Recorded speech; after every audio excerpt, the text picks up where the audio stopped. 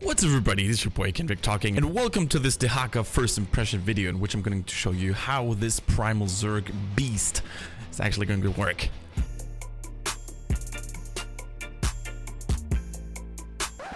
Now in this video I'm going to show you a quick overview over his basic ability kit and some of his talents as well, and just overall how his mechanics work. Now let's talk about his Q ability called Drag. Drag causes Dehaka to leash out with his tongue, dealing damage to the first enemy hit and also dragging them with him for a short period of time. Now something to keep in mind when using Drag is that it can be intercepted by minions as well, so always make sure that the first target you hit is actually the target you really want to drag away. Alright, next in line is Dehaka's W called Dark Swarm. Dark Swarm causes Dehaka to deal damage to nearby enemies for 3 seconds and also becomes able to move through units, which allows him to move through minion waves, for example. Dark Swarm also deals double damage to enemy heroes.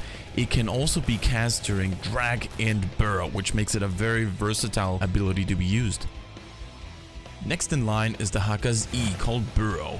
Boro causes Dehaka to dig himself into the ground, entering stasis and becoming invulnerable for 2 seconds. After the 2-second window, Dehaka automatically digs back up to the surface. As previously mentioned, Dark Swarm can actually be cast while Dehaka is underground, causing it to be a really sneaky combo. Something very important to keep in mind when playing Dehaka is how his trait Essence Collection works. Basically, Dehaka gains 10 essence whenever he has been part of an enemy takedown, or he gains 2 essence from a nearby enemy minion dying. This trait can be activated to massively heal Dehaka over time.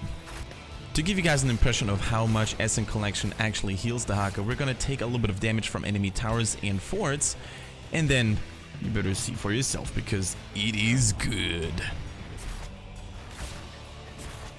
It's time to talk about Dehaka's first heroic ability called Isolation. It causes Dehaka to launch biomass, which hits the first enemy hero, dealing a considerable amount of damage, but Isolation also silences and slows them for a massive amount. The real tricky thing about this heroic ability is, however, that it also decreases the enemy vision tremendously, which means the enemy target can no longer benefit from ally vision and is basically defenseless for 6 seconds. Keep in mind that unlike Drag, Isolation cannot get intercepted by minions. Dehaka's second heroic ability is called Adaptation. Once you activate Adaptation, you have a 5-second time window during which you're allowed to take damage. By the end of the 5-second time window, you're going to heal yourself for 60% of the damage done to you over this period. Combined with Essence Collection, Dehaka has a pretty strong kit to heal himself. Let's actually demonstrate how Adaptation works by taking hits from the cannon tower and the fort once more.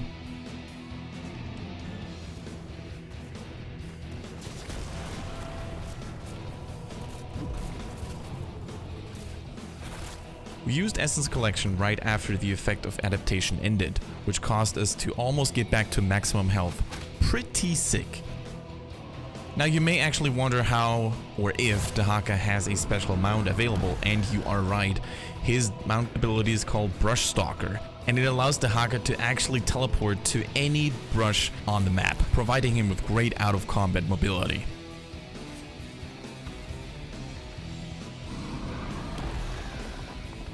Let's talk a little bit about Dehaka's talents, because there are some interesting mechanics available.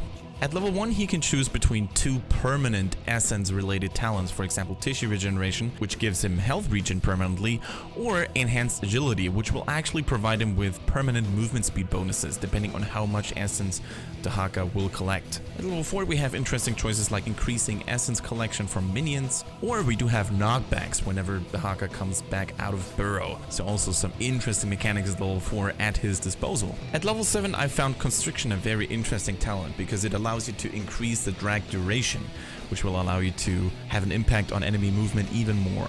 At level 13, Dehaka has a really interesting talent which allows him to actually reduce the effectiveness of enemy disables while Dark Swarm is active. He also gains access to interesting Brush Stalker related talents that will increase his movement speed while in bushes or after using his mount ability. In the following I wanted to show you how much this movement speed while in bushes would actually take effect in the game.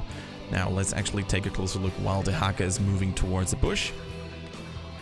and you will immediately realize how fast he becomes, and this effect even wears on for 2 more seconds after exiting a bush, which allows him to be really hard to catch while on the retreat. At level 16 we have a self-heal while burrowed, certainly quite useful if you struggle against the enemy team's burst damage as a single warrior for example. And then we also have 2 drag related talents which will actually increase the range and apply a slow effect to the drag target once it wears off. Pretty strong in my opinion.